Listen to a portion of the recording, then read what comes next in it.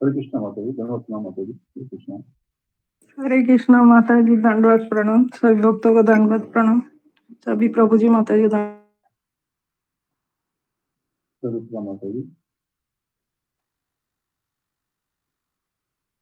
कल गुरु जी इंजेक्शन लगवाने गए थे ना, इसलिए उन्हें इन्फॉर्म करना याद नहीं रहा।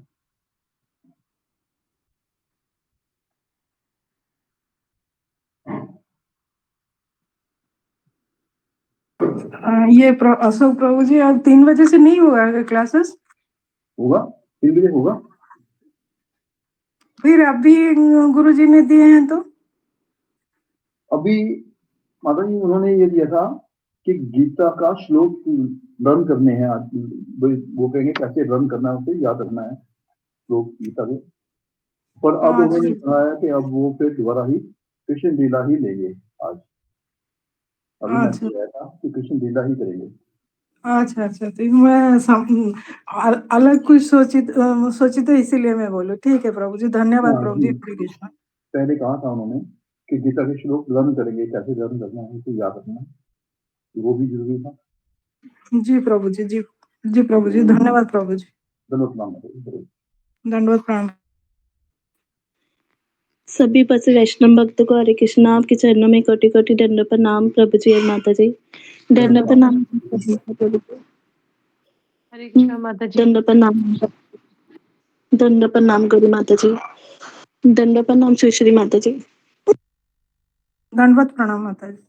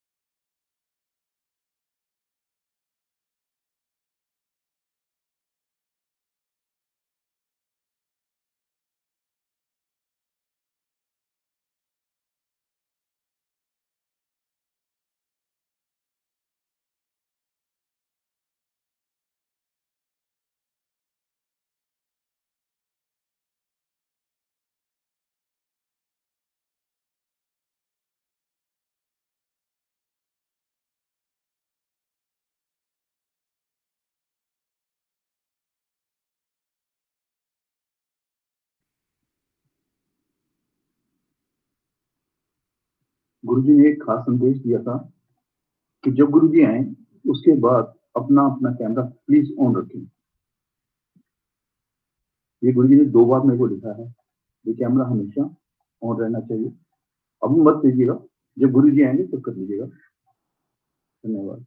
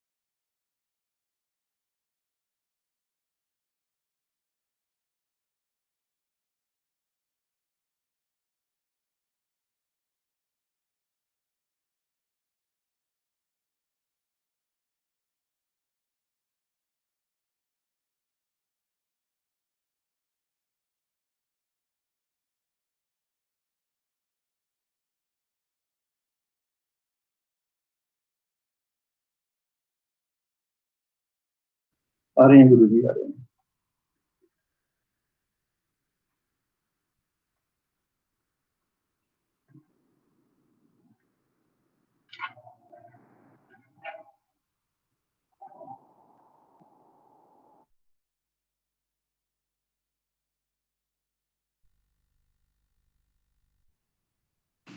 हरे कृष्ण हरे कृष्ण। दोनों प्रणाम गुरु जी, हरे कृष्ण। दंडवत प्रणाम। हरे कृष्ण गुरु जी, आपके चरणों में दंडवत प्रणाम। कृष्ण गुरु जी दंडवत प्रणाम। हरे कृष्ण गुरु जी दंडवत प्रणाम। हरे कृष्ण गुरु जी दंडवत प्रणाम। सभी भक्त चरणों में दंडवत प्रणाम। हरे कृष्ण जी। ओके, अशोक चावला प्रभु, कृष्णा गीता भी मैंने पीडीएफ भेजा है ना, उसी को खोलिए, पढ़ते रहिए।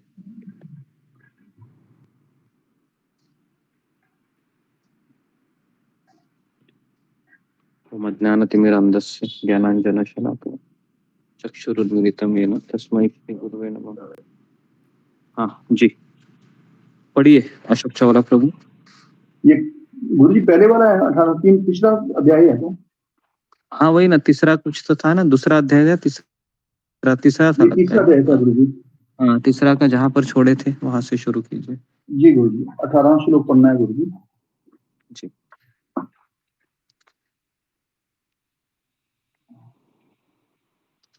श्लोक नंबर 18।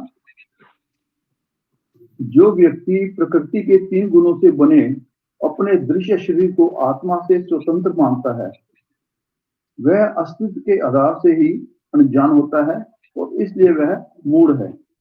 जो विद्वान है वे इस निर्णय को नहीं मानते, क्योंकि विवेचना द्वारा यह समझा जा सकता है कि आत्मा से निराश्रित दृश्य शरीर तथा इंद्रियां सारहीन हैं। यद्यपि इस निर्णय को अस्वीकार कर दिया गया है, किंतु मूर्ख व्यक्ति इसे सत्य मानते हैं। जी ओके, इसका आत्मा के मूलाधार, हाँ जी, इसका तात्पर्य पढ़िए। आत्मा के मूलाधार के बिना शरीर उत्पन्न नहीं हो सकता। यद्यपि तथाकथित विज्ञानियों ने अपनी अपनी रासायनिक प्रयोगशालाओं में सजीव प्राणी को उत्पन्न करने के नानाविध प्रयास किए हैं, किंतु वे ऐसा नहीं कर पाए, क्योंकि जब तक आत्मा विद्यमान नहीं होता तब तक भौतिक तत्वों से शरीर निर्मित नहीं किया जा सकता। ओके, यहाँ पर रुक जाइए। तो आज का पहला पॉइंट लिखिए कि जब तक आत्मा शरीर में विद्यमान नहीं होता, जब तक आत्मा शरीर में विद्यमान नहीं होता तब तक भौतिक तत्वों से शरीर निर्मित नहीं किया जा सकता। जब तक आत्मा विद्यमान नहीं होता तब तक भौतिक तत्वों में ब्रैकेट में लिखिए पृथ्वी अग्नि जल वायु आकाश मन बुद्धि अहंकार, इनसे शरीर निर्मित नहीं किया जा सकता।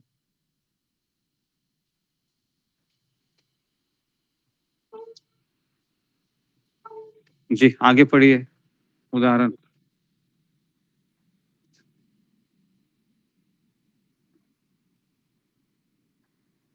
क्योंकि विज्ञानी शरीर की रासायनिक रचना के विषय में जो सिद्धांत प्रस्तुत करते हैं उनके प्रति अब मुग्ध हैं।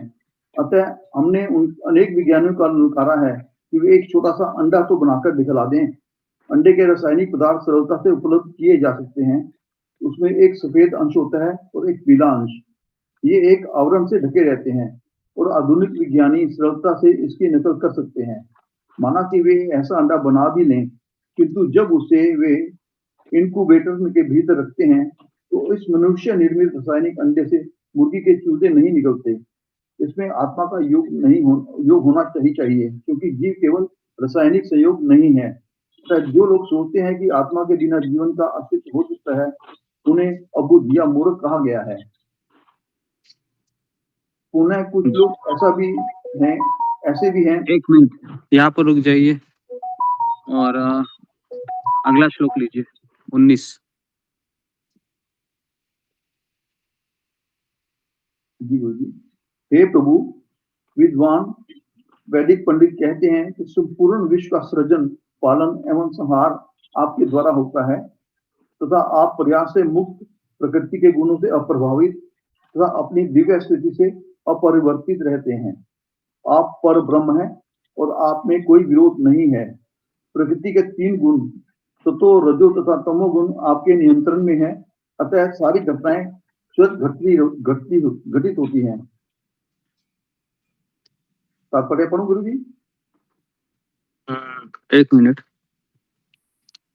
कुछ मिनट के उनसे बोलो। नहीं, तात्पर्य मत पढ़िए, आगे जाइए 20 में। हे भगवान, आपके स्वरूप तीनों भौतिक गुणों से परे है, फिर भी तीनों लोगों के पालन हेतु आप सतोगुणी विष्णु का श्वेत रंग धारण करते हैं। सृजन के समय जो रजगुण से आवृत होता है आप लाल प्रतीत होते हैं, और अंत में अज्ञान से आवृत संसार के समय आप श्याम प्रतीत होते हैं।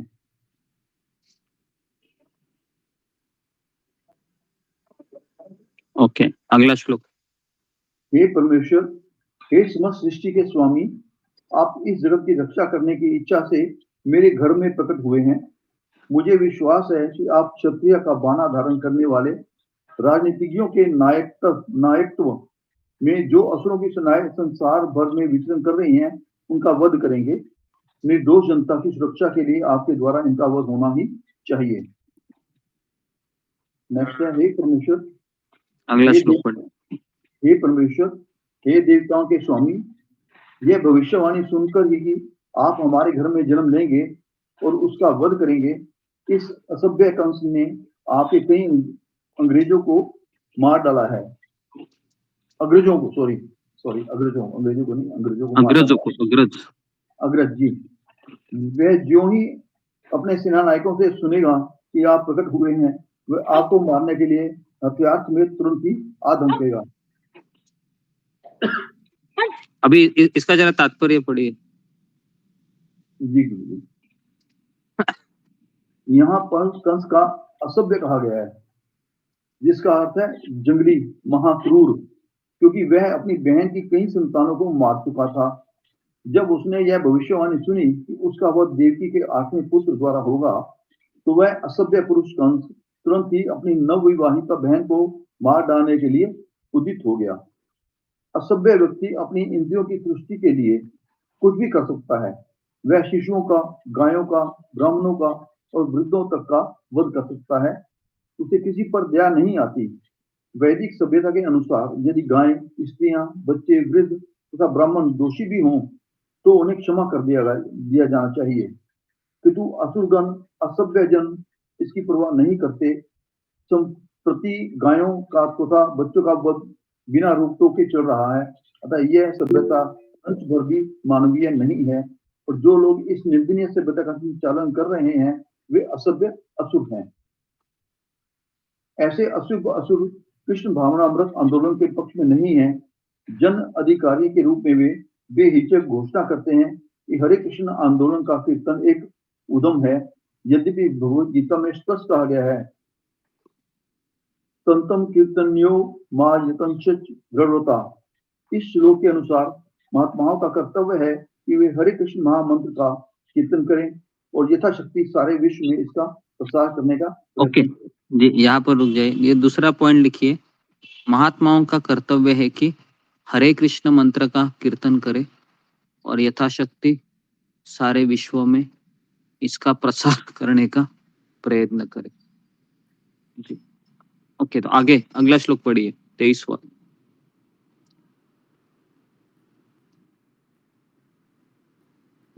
शुभदेव गोस्वामी ने कहा, तत्पश्चात यह देखकर कि उनके पुत्र में भगवान के सारे लक्षण हैं, कंस से अत्यधिक भयभीत तथा असामान्य रूप से विस्मित देवकी भगवान से प्रार्थना करने लगी।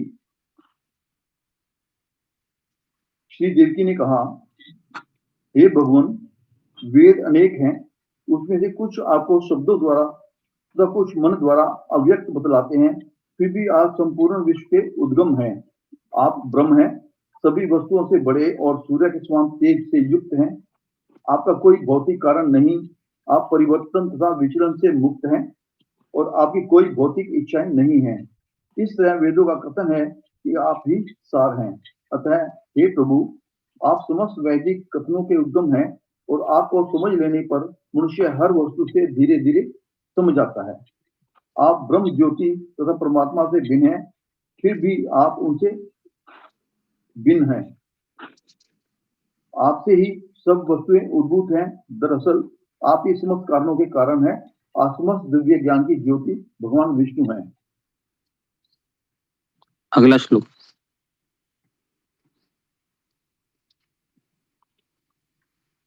लाखों वर्षों बाद विश्व संहार के समय जब सारी व्यक्त तथा अव्यक्त वस्तुएं काल के वेग से नष्ट हो जाती हैं, तो पांचों स्थूल तत्व सूक्ष्म स्वरूप ग्रहण करते हैं और व्यक्त वस्तुएं अव्यक्त बन जाती हैं। उस समय आप ही रहते हैं और आप अनंत शेष नाम कहलाते हैं। जी, ओके। तो यहाँ पर बताया गया है कि लाखों वर्षों बाद विश्व संहार के समय जब सारी व्यक्त तथा अव्यक्त वस्तुएं काल के वेग से नष्ट हो जाती हैं, तो पांचों स्थूल तत्व सूक्ष्म स्वरूप ग्रहण करते हैं। पांचों स्थूल मतलब जो पृथ्वी, जल, अग्नि, वायु, आकाश, ये 5 स्थूल तत्व हैं। मन, बुद्धि, अहंकार में प्रवेश करते जाते हैं, है ना, प्रॉपर लिखते हैं। और सारा विश्व उन भगवान की आध्यात्मिक शक्ति में प्रवेश करता है जो हर वस्तु के निर्माण करता है। इसलिए भगवान शेषनाग, आदि पुरुष तथा अन्य अनेक नामों से जाने जाते हैं। इसलिए देवकी ने प्रार्थना की कि लाखों वर्षों बाद जब ब्रह्मा की आयु पूरी हो जाती है, तो इस विराट जगत का संहार होता है और 5 तत्व है वह महतत्व में प्रवेश करते हैं। हे प्रभु, मैं आपको नमस्कार करती हूँ क्योंकि आप संपूर्ण शक्ति के निर्देशक हैं और भौतिक जगत के परम आदर है। श्लोक क्रमांक 26। हे भौतिक शक्ति के प्रारंभकर्ता, यह अद्भुत सृष्टि शक्तिशाली काल के नियंत्रण में कार्य करती है। Very very important. अगला पॉइंट लिखिए कि यह अद्भुत शक्तिशाली सृष्टि है वह किसके नियंत्रण में कार्य करती है? काल, समय। तीसरा पॉइंट लिखिए, ये संपूर्ण सृष्टि है, अद्भुत कहते हैं क्योंकि ये बहुत ही बताया है कि समय के नियंत्रण में कार्य करती है, जो सेकंड, मिनट, घंटा तथा वर्षों में विभाजित है। ये भी लिखिए, जो सेकंड, मिनट, घंटा तथा वर्षों में विभाजित है।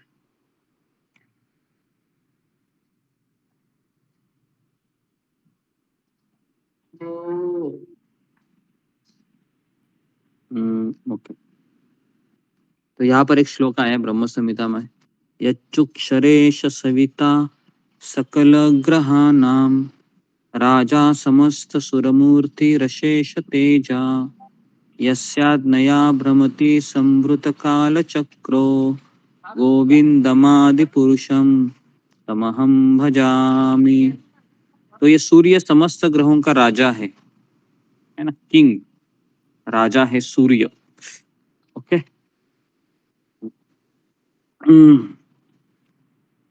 श्लोक क्रमांक 27।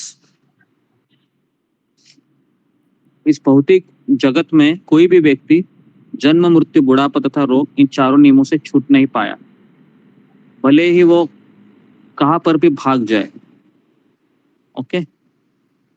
किंतु हे प्रभु, जब आप प्रकट हो चुके हैं तो मृत्यु आपके भय से दूर भाग रही है और सारे जीव आपके दया से आपके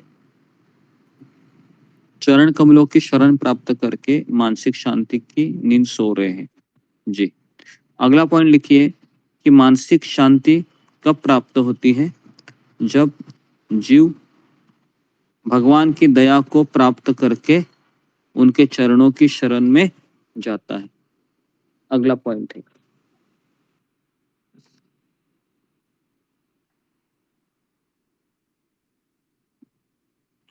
जब जीव मुझे फिर से बोलिए। भगवान के चरण कमलों की शरण प्राप्त करके उनकी दया को प्राप्त करता है। दया, करुणा।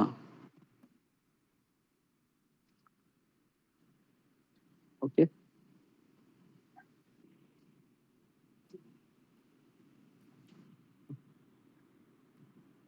अगला पॉइंट लिखिए, श्लोक क्रमांक 27 हो गया। 27 हो गया।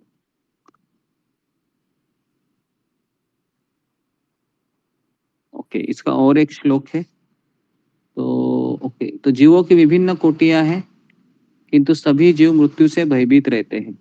ओके, हम सब लोग मृत्यु से भयभीत रहते हैं। अगर अचानक आग लग गई घर में तो हम भागने की तैयारी करेंगे, क्योंकि हमें लगता है कि मैं मर जाऊंगी, मैं मर जाऊंगा। मृत्यु से बहुत भयभीत होता है। एक बार शिला प्रभुपाद जी एक कहानी बताते हैं कि अकबर और बीरबल हैं, ये दोनों भी वाद विवाद करते हैं। अकबर ने कहा कि मुझे लगता है बीरबल की व्यक्ति को अपना बच्चा ज्यादा प्रिय होता है अपने प्राणों से भी। बीरबल ने कहा कि नहीं जहांपना, मुझे लगता है कि किसी को अपना मृत्यु से ज्यादा वो भयभीत रहता है। तो फिर बीरबल ने कहा कि ठीक है, मैं आपको बता देता हूँ, देखिए। तो फिर एक बंदर और बंदर के बच्चों को लाया गया और उसको एक कांच के इसमें डाल दिया, टंकी में, और उसमें से पानी छोड़ा गया। जैसे पानी छोड़ा गया तो तुरंत बंदरीनी ने अपना बच्चे को गोद में ले लिया। फिर पानी है वह ऊपर तक आ गया, धीरे धीरे धीरे धीरे। फिर उसने सर पर रख दिया और फिर पानी है वो सर के ऊपर तक चला गया। तो उसने फिर क्या किया, अपने सर पर से बच्चे को अपने पैर के नीचे रख दी और उसके ऊपर चढ़कर वह बाहर सांस लेने का प्रयास करने लगी। तुरंत अकबर ने क्या किया सैनिकों को कि पानी निकालो करके। तो इस तरह से दोनों बच गए वो। तो तात्पर्य ये था कि हर एक व्यक्ति है अपने मृत्यु से भयभीत होता है। तो कर्मियों का सर्वोच्च लोक स्वर्गलोक को जाना है, जहाँ दीर्घायु प्राप्त होती है। ये अगला पॉइंट लिखिए। कर्मियों का सर्वोच्च लक्ष्य क्या होता है?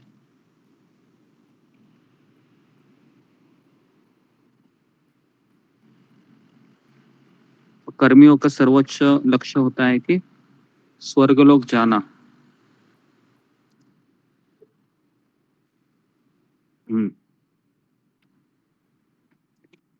जी, ओके। ब्रह्मा का एक दिन 1000 युगों के बराबर होता है। प्रत्येक युग में 43 लाख वर्ष होते हैं। इस तरह ब्रह्मा जी की रात्र 1000 गुणिले 43 लाख वर्ष के बराबर होती है। तो इसी विधि से हम ब्रह्मा के मास तथा वर्ष की गणना कर सकते हैं। किंतु करोड़ों वर्ष तक जीवित रहने वाले ब्रह्मा को भी मरना पड़ता है।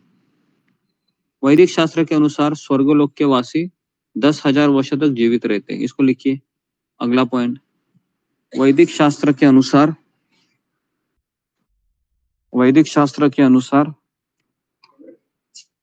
स्वर्गलोक के निवासी 10,000 वर्ष तक जीवित रहते हैं। और जिस तरह ब्रह्मा का एक दिन हमारे 430 ट्रिलियन सालों के बराबर गिना जाता है, स्वर्गलोक में एक दिन हमारे 6 मास के तुल्य होता है। इसको भी लिखिए।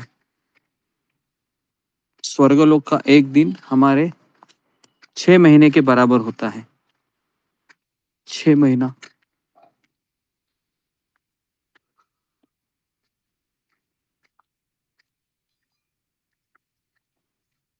कितने पॉइंट हुए अशोक चावला?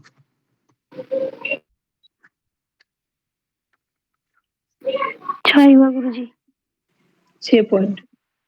ओके। तो कर्मीजन स्वर्गलोक जाने की इच्छा रखते हैं, किंतु इससे ये मृत्यु से मुक्त नहीं हो सकते। इस जगत में ब्रह्मा से लेकर चींटी तक को मरना होता है। बेसिकली सब जगह पर मृत्यु निश्चित है। तो सब लोग मृत्यु से भयभीत होकर 10 घंटा काम करते हैं, क्योंकि किसी को मरना नहीं है, सबको जीना है। बराबर है। हमने ऐसे लोगों को भी सुना है कि जब पेट में भूख लगती है है ना, तो फिर व्यक्ति गलत काम करने में मजबूर हो जाता है। तो बनाए भगवान ने ऐसा है कि मरोगे नहीं तो भी तड़पोगे, मरोगे उस समय भी तड़पोगे, मरने के बाद भी तड़पोगे, अगर हम उनकी शरण में नहीं जाएंगे।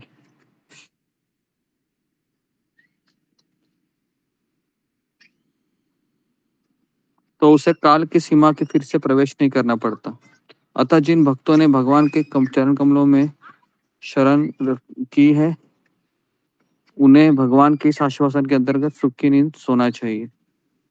ओके, तो बेसिकली सृष्टि का निर्माण ही ऐसे किया गया है कि आपको किसी ना किसी का शरण लेना पड़ेगा, लेकिन हम अधिकांश समय हम भगवान की शरण न लेते हुए अन्य अन्य वस्तु या अन्य अन्य व्यक्तियों की शरण में चले जाते हैं, क्योंकि वो बहुत आसान लगता है।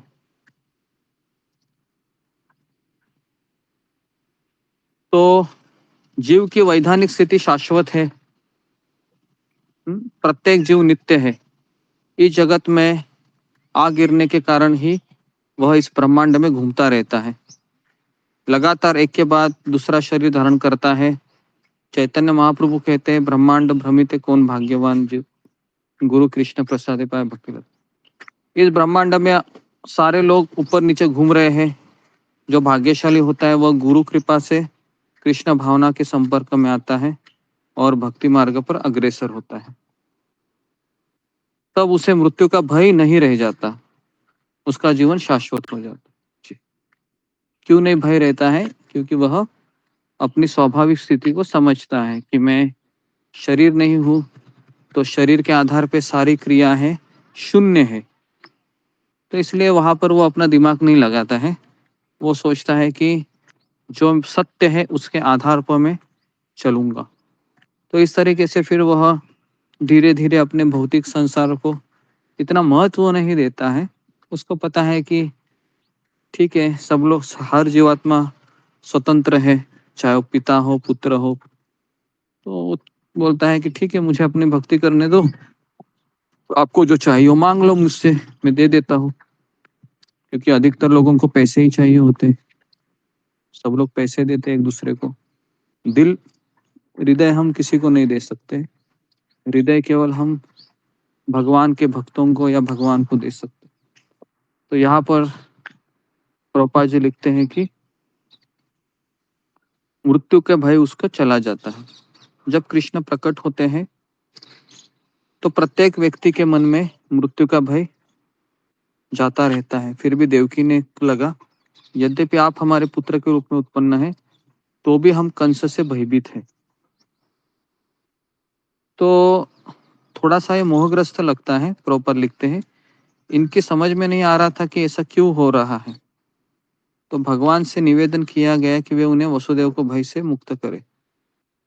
तो भय है ये बहुत इस भय के कारण ये व्यक्ति माला छोड़ देता है, और वो भय के कारण ही माला पकड़ता है। कैसे बताओ अशोक चावला प्रभु? भय के कारण वो माला छोड़ता है, भय के कारण ही माला पकड़ता है।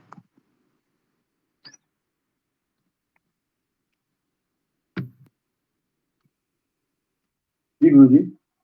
हाँ जी, बोलिए। भय के कारण माला छोड़ता है, इसलिए उसे भय रहता है कि कहीं मैं अपना समय, क्योंकि वो भौतिक आकर्षणों से मुक्ति होता, भौतिक आकर्षण होते हैं, कोई मैं कहीं गलत काम तो नहीं कर रहा, मेरा अपना जो भौतिक मेरे टारगेट है वो पूरे नहीं होंगे माला करूंगा तो फिर उससे आता है भाई, जब मैं माला नहीं करूंगा तो मैं अपने लोक में वापस नहीं जाऊंगा, मेरा मन परमात्मा में नहीं लगेगा, मेरा मन शुद्ध नहीं होगा। मृत्यु का भय रहता है उसे, मृत्यु आएगी तो मेरा पता नहीं अगला जन्म कैसा होगा, किस योनि में जाऊंगा। इस भय के कारण वो माला पकड़ता है कि मृत्यु मेरी, अगला जन्म शुद्ध हो जाए मेरा। वेरी गुड जी। तो हम माला भय के कारण क्यों छोड़ते हैं? क्योंकि हम सोचते हैं कि जब से माला पकड़ी है तब से ज्यादा समस्या आ रही है, तो भय लगता है कि कहीं और समस्या बड़ी ना आ जाए। क्योंकि उसने प्रवचन में सुना होता है कि कृष्ण को प्राप्त करने से समस्याएं ज्यादा आती है। इसके लिए वो सोचता है कि ये माला को ही छोड़ देता है। और दूसरा माला इसलिए पकड़ता है ताकि उसको शास्त्र में लिखा पढ़ा सुनता रहता है वो कि अगर भजन नहीं करोगे, माला नहीं करोगे तो यमलोक जाना होगा, इस तरीके से। ओके जी। श्लोक क्रमांक 28।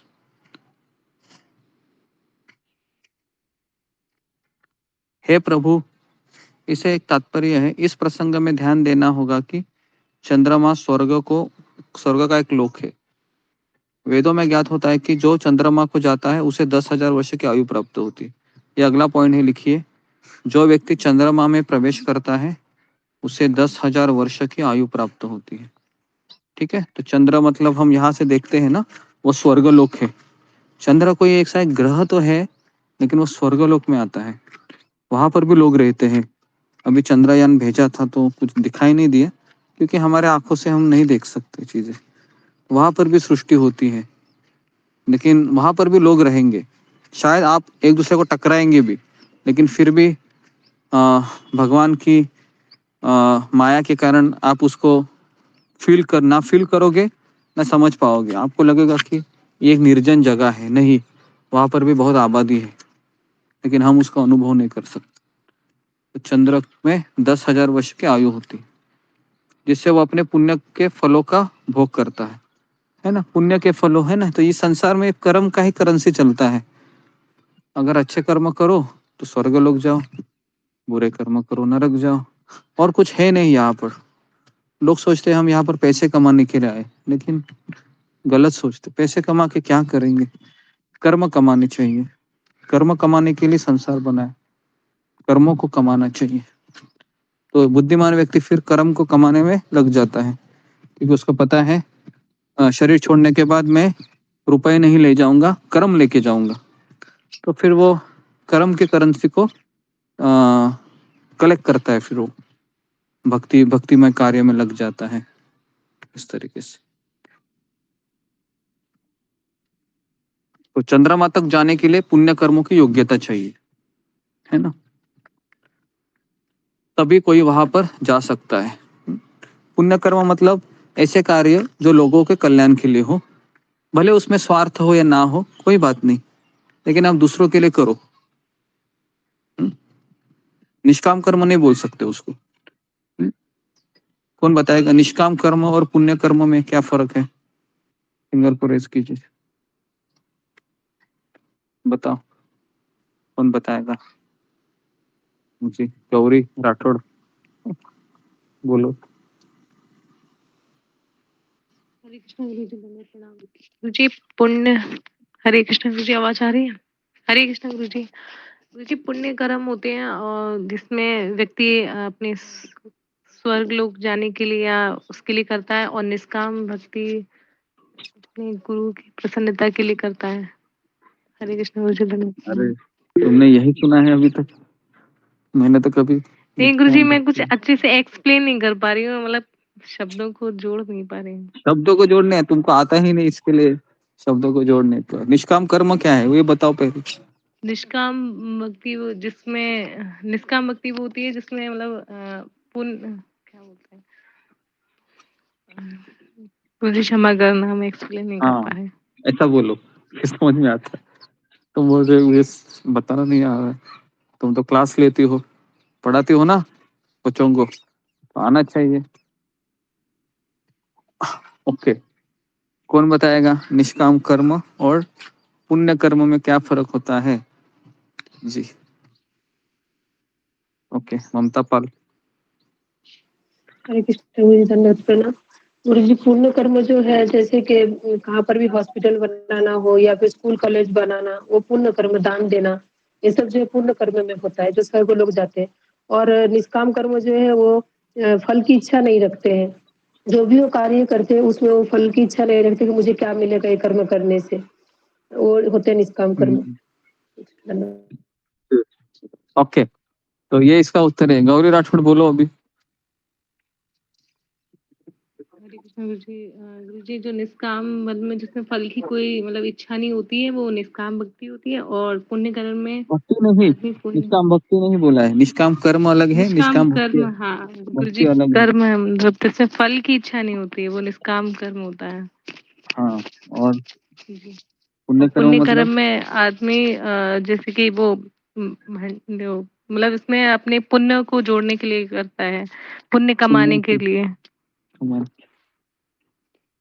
ओके, हरे ठीक है, कृष्ण गुरु जी धन्यवाद। लिखो इसको, सब लोग लिखे इसको अपने अपने पॉइंट में।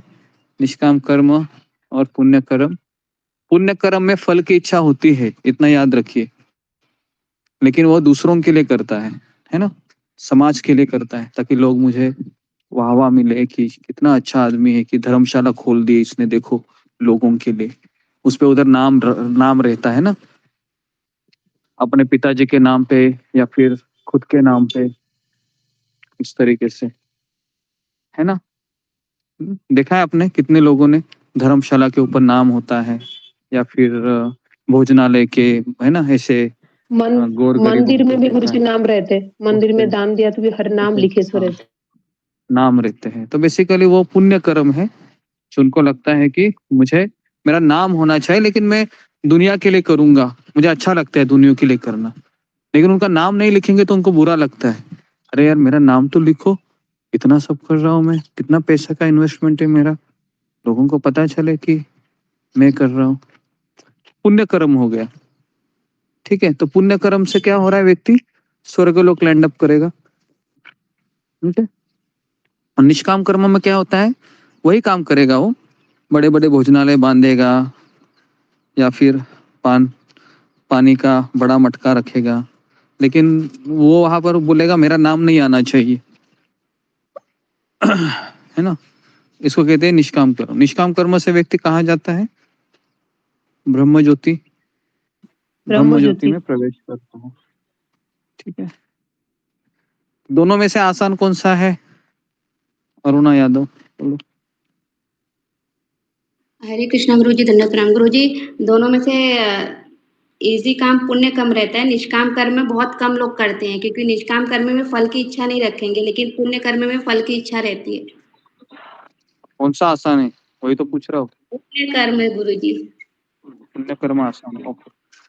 हाँ, तो लिखिए निष्काम कर्म और पुण्य कर्म में से पुण्य कर्म आसान है, इसके लिए स्वर्गलोक उनको मिलता है, और निष्काम कर्म कठिन है, इसके लिए वो उधर जाते हैं, इधर ब्रह्म ज्योति में, है ना, ब्रह्म ज्योति में। ओके, आगे पढ़ता हूं मैं, अगला श्लोक।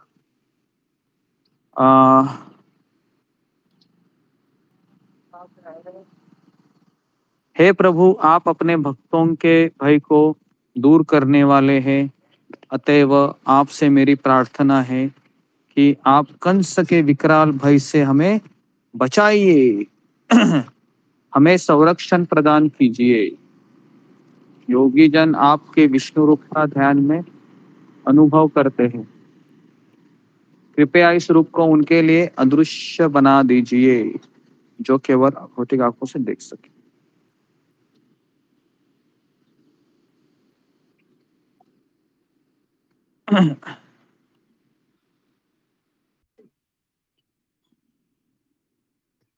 तो देवकी कंस से इतनी भयभीत थी कि उन्हें विश्वास ही नहीं हो पा रहा था कि भगवान विष्णु को मारने में असमर्थ होंगे, तो इतना भयभीत हुई थी देवकी। देवकी को लग रहा था कि कंस है मेरे बच्चे को मार डालेगा, क्योंकि उसने मेरे 6 बच्चों को मार दिया है, तो इसलिए वह बहुत डरी हुई थी। इसलिए मातृ स्नेहवश उसने भगवान से प्रार्थना की वे अंतर्धान हो जाए। यद्यपि भगवान के अंतर्धान होने से कंस यह सोचकर देवकी की अधिक सताएगा कि उसने अपने नवजात शिशु को कहीं छिपा दिया है, किंतु वे नहीं चाहते थे कि दिव्य बालक को सताया और मारा जाए, इसलिए उन्होंने भगवान विष्णु से कहा कि आप तुरंत चले जाइए, अदृश्य हो जाइए इस तरीके से। श्लोक क्रमांक 29 पढ़ो अशोक चावला प्रभु। जी गुरुजी। 29 श्लोक। हे मधुसूदन, आपके प्रकट होने से मैं कंस के भय से अधिकाधिक अधीर हो रही हूँ। अतः कुछ ऐसा कीजिए कि वह पापी कंस यह न समझ पाए कि आपने मेरे गर्भ से जन्म लिया है।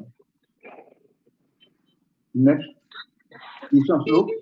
हे प्रभु, आप सर्वव्यापी भगवान हैं और आपका यह चतुर्भुज रूप जिसमें आप शंख, चक्र, गदा तथा पद्म धारण किए हुए हैं, इस जगत के लिए अपराकृत है।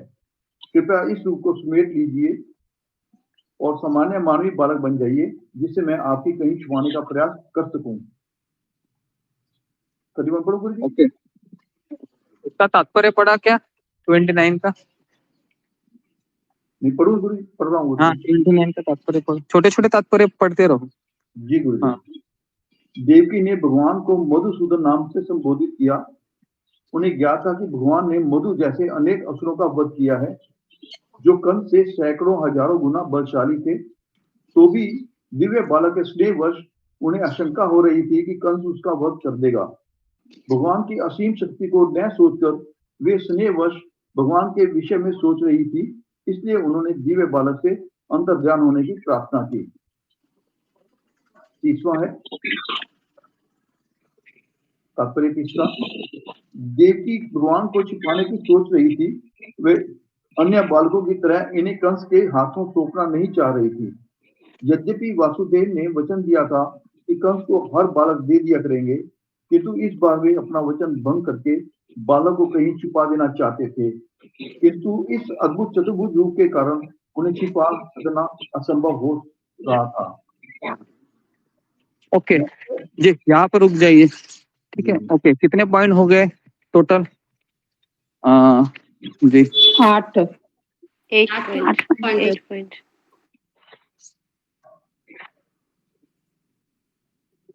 ओके जी।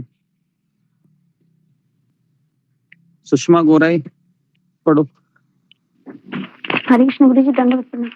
पहला है गुरु जी, जब तक आत्मा शरीर में विद्यमान है नहीं होता है, तब तक भौतिक तत्व पृथ्वी ब्रैकेट में पृथ्वी, वायु, आकाश, अग्नि, जल शरीर निर्मित नहीं कर सकते। दूसरा, महात्मा का कर्तव्य है हरे कृष्ण महामंत्र करना। तीसरा, अद्भुत शक्ति काल है, वो समय पे काम करते हैं, सेकेंड, मिनट, घंटा में विभाजित होकर।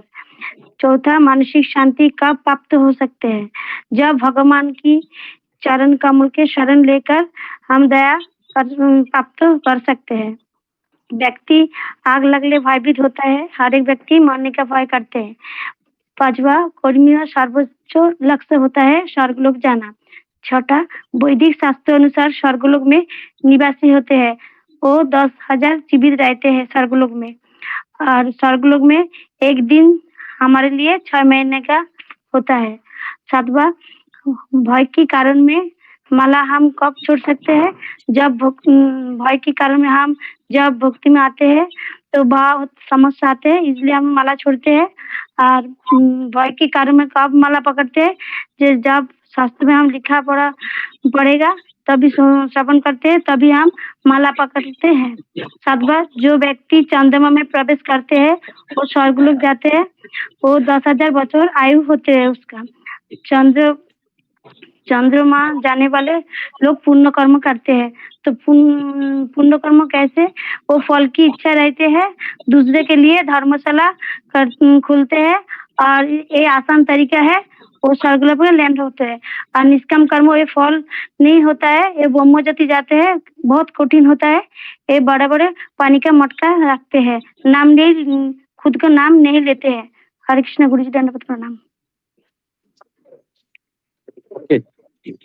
ठीक है, तो हम यहाँ पर रुकते हैं। आप सबका बहुत बहुत धन्यवाद। श्रील प्रभुपाद की जय। हरे कृष्ण गुरु जी, दंडवत प्रणाम। सभी भक्त चरणों में दंडवत प्रणाम। कृष्ण प्रणाम।